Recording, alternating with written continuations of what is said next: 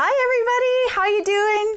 It's Marnie here with Barb Harrison, the owner of Minerva Vintage Clothing here in Sault Ste. Marie. Gorgeous job you've done here, Barb.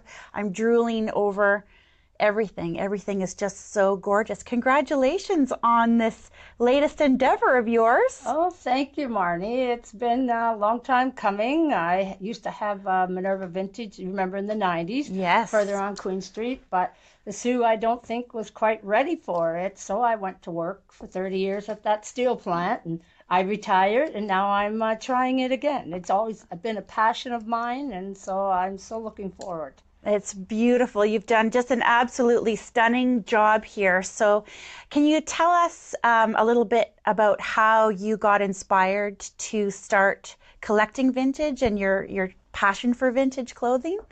Well, I came from a large family on the farm, of course, 10 children, and my parents just average workers. And so my mother always shopped secondhand. It was something that always came natural to me.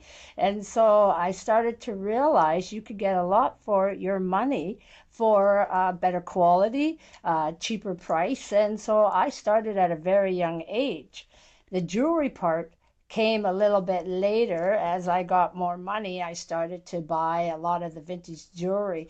My saying is, if you want to be extraordinary, shop vintage. If you want to be Oh, ordinary, shop them all. that's a great way of looking at it for Yeah. sure. Can you tell us a little bit about this gorgeous necklace that you have on today? I inherited this from my mother.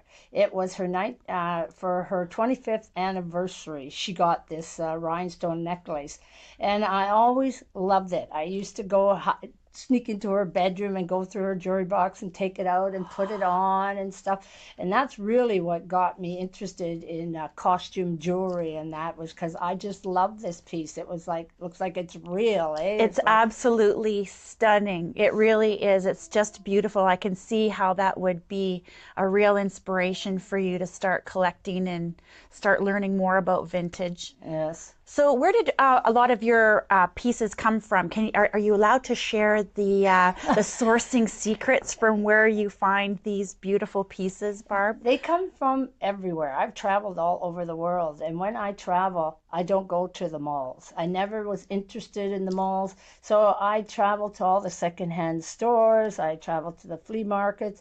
A lot of people will come and introduce themselves. They now have parents who are aging who have kept their vintage clothing, so they'll make appointments with me. I'll go to their home and check it out. The thing is, this store is a very high-end vintage store. You'll come in, you'll find everything is clean. We don't have anything with holes in it. We don't have anything that's run of the mill. So it has to be a very high end piece for me to purchase it and to bring it into my store. Well, some of the detail on the articles in here too are just, you don't see that sort of thing very much anymore. It's a shame.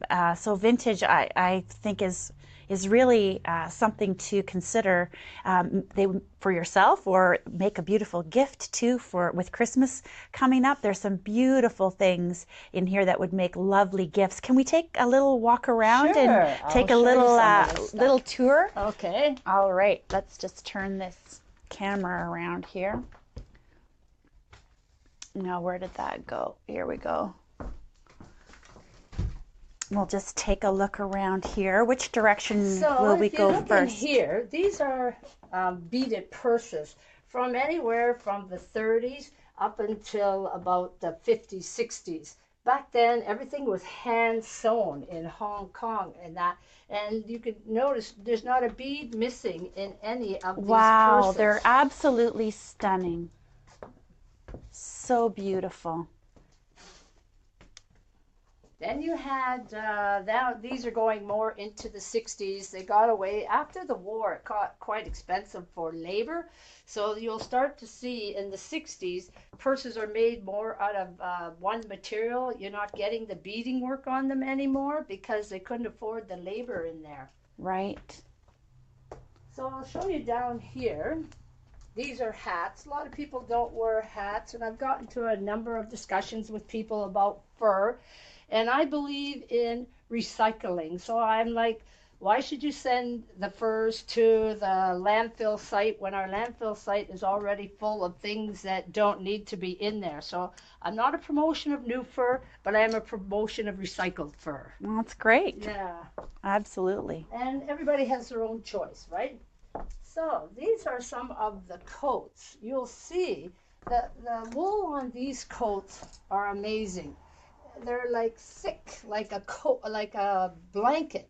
And you'll notice there's no balls on these coats. And what happened before was that they started to, I think it is in the 60s, they started to do blends of fabrics, where back then it was 100% wool, 100% cotton, 100% linen.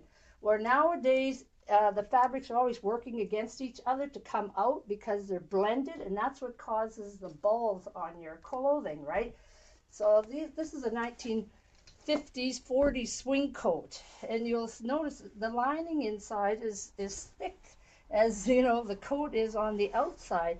So that's why you're not going to find much vintage for the years 2000 and after, because the fabrics and the quality of stuff is just not there. Right.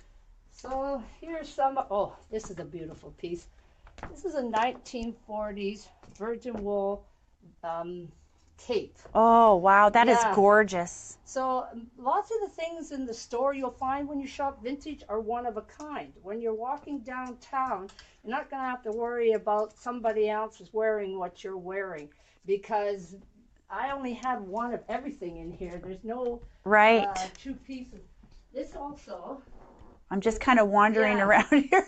yeah, this is a 1940s coat. Back then, the detail of them, they were made by seamstresses, right? Now most of our stuff is made overseas, where things are Mass produced, mass eh? produced. Right. Like you can't even look at the lining because it's sewn. The whole lining is sewn to it, right? And the buttons were covered. Just the weight and thickness of it, right? And so a lot of pieces were done by seamstresses. The problem with a lot of our clothing now is that they're serged. So if you pull on the seam, you can't repair it because it's just serged. There is no seam there. There's no allowance for any kind of movement or anything like that. Right. Same as the old leather coats. These leather coats, they're thick. Like now they cut them in half and they sell them to you as soft, supple leather. But if you touch a nail or anything like that, you're going to break them in half, like rip them. That's And a great jacket. I love that coat with the these silver two buttons.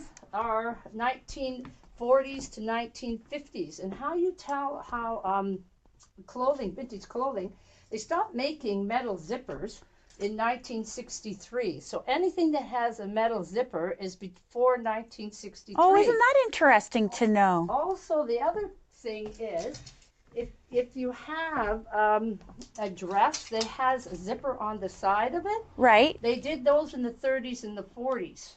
After in the 50s, all clothes made after the 50s have the zipper down the back.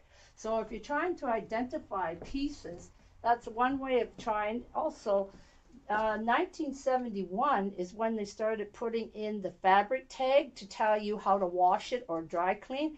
So anything that doesn't have a fabric tag is before 1971. Oh, that's interesting to know too. Yeah, Lots so- of good tidbits.